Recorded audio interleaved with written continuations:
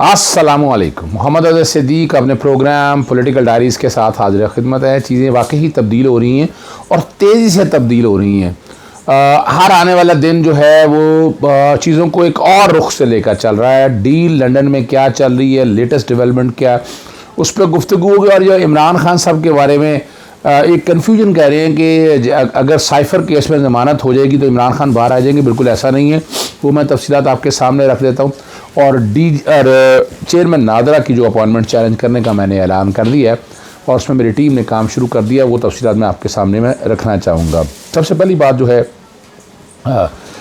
Chairman NADRA के हवाले से कह दें। चेयरमैन नादरा की जो तैनाती है ना, वो सेक्शन 3 जो है national database and registration authority ordinance 2000 में सेक्शन 7 ही है, rule 7 of NADRA appointment and emoluments of chairman and members rules 2020।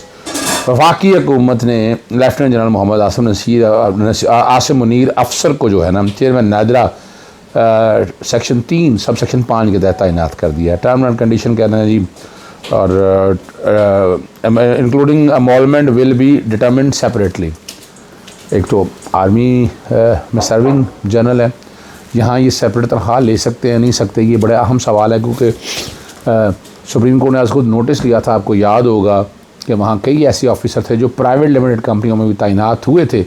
तो उस वक्त ये सवाल आया और वो तनख्वाहें सारी और फालतू चीज़ें वापस लेने का, तो कई ऑर्डर्स वहाँ पर मौजूद हैं।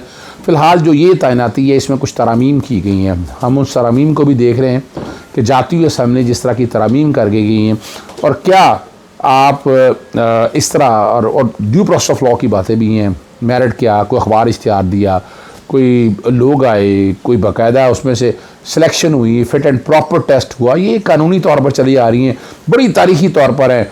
चेयरमैन ओगरा के हवाले से, SCCP के हवाले से, चेयरमैन पैमरा के हवाले से सार आलम को जब मैंने हटाया था उस वक्त भी यही बात थी।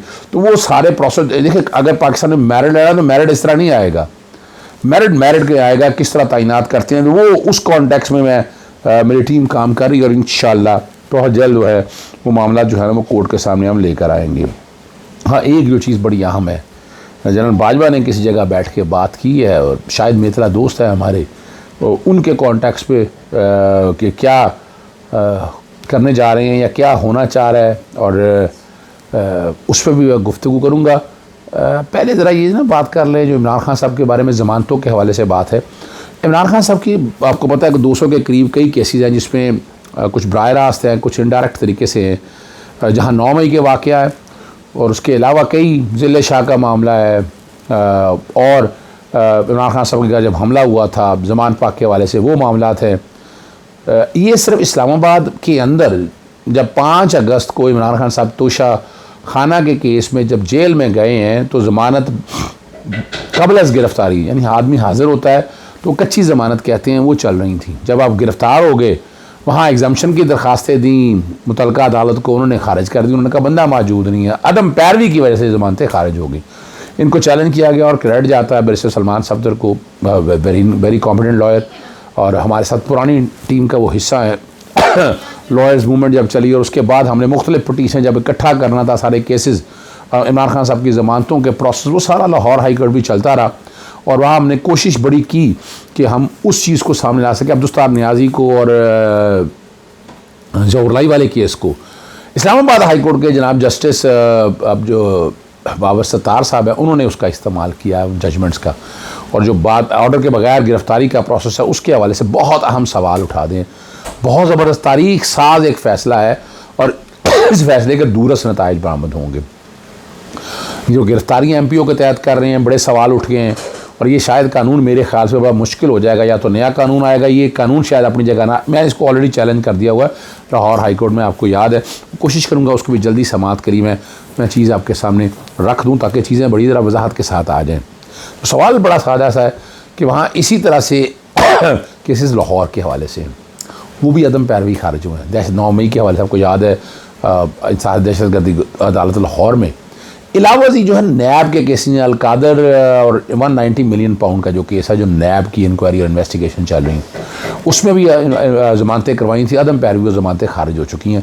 इसमें मैंने तजवीज़ किया था साइफ़र का तो क्वेश्चन कहा गया, अलकादर और उसके क्वेश्चन की दरखास्तें मेरा ख्याल आजकल में फ़ाइल होने वाली हैं या अंडर कंसिडरेशन है। मैं आज भी समझता हूँ कि वो मुकदमा काबिल अखराज है और अखराज के हवाले से आ जाए चाहिए। और एक बड़ा अहम मामला है जो मैं बार बार तजवीज़ देता हूँ, चीफ जस्टिस आपको सुप्रीम कोर्ट को या चीफ जस्टिस हाई कोर्ट को लिखना चाहिए कि आप जो आप केसेस खुद फिक्स करते हैं, सुप्रीम कोर्ट को उस चीज़ को सामने रखते हुए आप रूल्स में अमेंडमेंट करें या केसेस फिक्सेशन जो है ना वो सीनियर जजेस के ज़िम्मे लगा दें। और जो कि इमरान खान साहब के सारे केसेस आज भी उन्हीं के सामने फिक्स आते हैं, तो हम एक दो केसों से रिलीफ को बड़ा रिलीफ समझते हैं। ये जो ज़मानतें नहीं दी हैं, कबल ज़मानत गिरफ्तारी जो ज़मानतें खारिज की थी वो अदालत ने जो हुक्म थे वो कलअदम करार दे दिए और कहा मेरिट पर ज़मानतें दें, यानी आप केस को मेरिट पर सुने। इमरान खान साहब आते हैं या नहीं आते, उनकी एग्जम्पशन की हद तक जो बात मेरे जहाँ तक समझ में आया, प्रोसेस ये होगा कि वो जो एग्जम्पशन की हद तक जो है ना वो मान लीजिए जब तक जेल में है तब तक पेश ना हो। और ये अब चूँकि ऑर्डर अभी नहीं आया, लेकिन मैं बीइंग अ लॉयर मैं समझ सकता हूँ कि मामला क्या हुआ होगा। तो ये वो बुनियाद है जिसकी बुनियाद पर ये सारा किया गया। अब इमरान के लिए इमरान खान ये पेश होना ज़रूरी नहीं है। अब इसका इम्पैक्ट जो बाकी कोर्टों में है वो बाकी लाहौर हाई कोर्ट मानती है या ना नहीं मानती, लेकिन 190 मिलियन के केस में भी इसका इतलाक यकीनन होगा वहाँ। लेकिन वहाँ और उस कॉन्टेक्स्ट में जब हम सामने आ जाएंगे तो चीज़ें बड़ी वजाहत के साथ आ जाएंगी।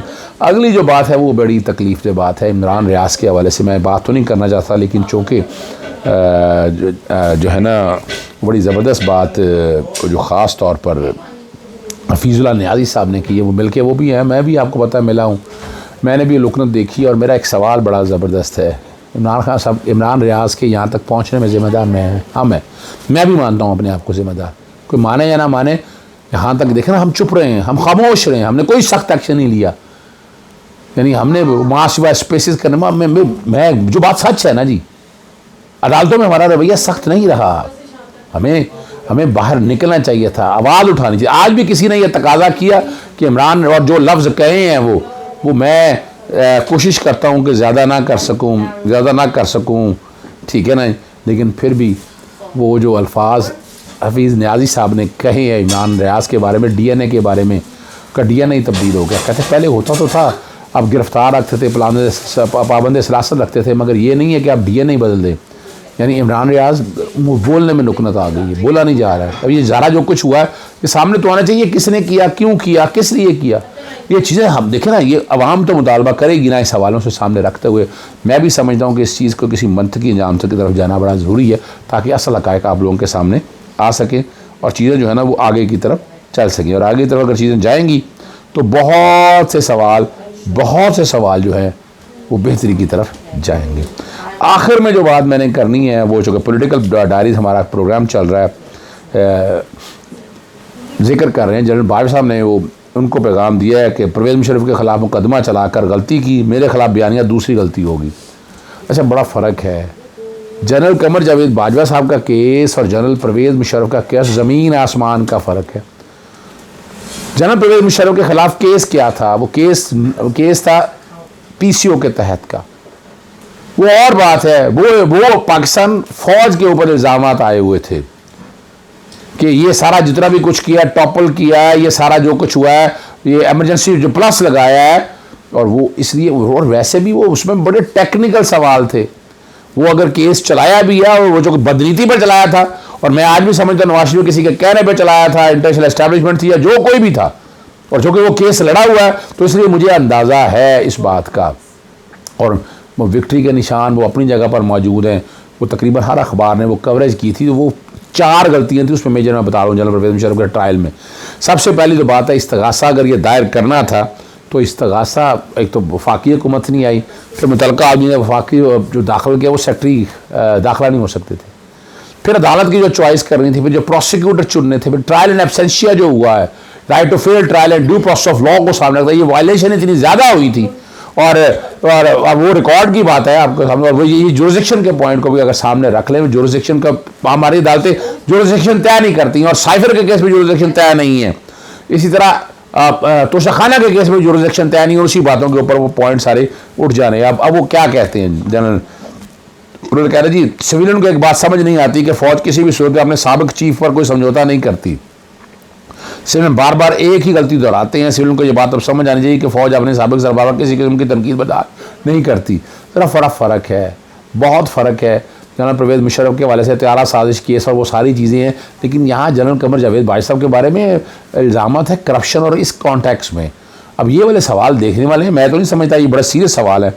और एहतसाब के बयानी के मुतालिक सब तबसरा करते हो कि अगर मुस्लिम लीग नून एंटी इस्टेब्लिशमेंट बयानियाँ बनाती है तो फिर एक बार फिर नवाज शरीफ की बहुत बड़ी गलती होगी। नवाज शरीफ जनरल परवेज़ मुशर्रफ के खिलाफ आर्टिकल 6 का मुकदमा चलाकर बहुत गलती की, जिसका खिमाजा नवाज शरीफ को भुगतना पड़ा। और ये शाहिद मेहतरा के सारे प्रोग्राम में गुफ्तगू करते हुए उन्होंने कहा था, ये एक मुलाकात में सियासी मामलात के मुतालिक बात करते हुए कहा था, अगर नवाज शरीफ फ़ौज के खिलाफ बयानियाँ बनाएंगे तो फिर मौजूदा army chief general Asim Munir फ़ौज के अंदर से दबाव बढ़ेगा। ये बात फिर आ गई है, मैं फ़ौज कह रहा हूँ, जनरल कमर जावेद बाजवा साहब के बारे में बात नहीं हो रही है यहाँ पर। और एंटी इस्टेब्लिशमेंट बहाने लेकर चलेंगे तो फ़ौज के अंदर नवाज शरीफ की हमायत करने वाले चंद अफराद भी नवाज शरीफ के खिलाफ हो जाएंगे, जबकि इमरान खान के हामियों की जानिब से जनरल आसिम मुनीर पर दबाव बढ़ेगा कि वो नवाज शरीफ और मुस्लिम लीग की नवाज की हमायत से पीछे हटे। भी कहाँ इमरान खान की हमायत हो रही है, आप वो देख सकते हैं जी।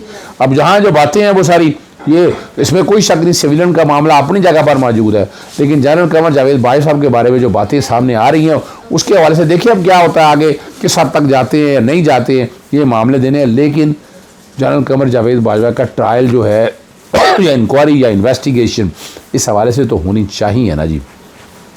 बहुत से इल्ज़ामात ऐसे हैं, जहाँ तक कोई मेरिट पे बात की है तो उसमें तो कोई शक नहीं है, लेकिन पहले और इसमें बहुत ज़मीन आसमान का फ़र्क है। और मेरा नहीं ख्याल है कि जनरल कमर जावेद बाजवा साहब एहतसाब से किसी स्टेज के ऊपर ज़रा बच निकलें, बहुत मुश्किल होगा। हमें तो बहरहाल चीफ सिपह सलाह की सपोर्ट तो हमें करनी है हर हालत में, कि देखना है कि क्या इस तरह मामलों को लेकर चल सकते हैं, लेकिन क्या ये तरीक़ाकार चल सकेगा, ये सवाल आप लोगों के पास है। आप लोग फ़ैसला कीजिएगा जो बात सामने आ रही है वो क्या सही है या गलत। इजाज़त चाहता हूँ। अस्सलाम वालेकुम, अल्लाह हाफ़िज़, पाकिस्तान जिंदाबाद।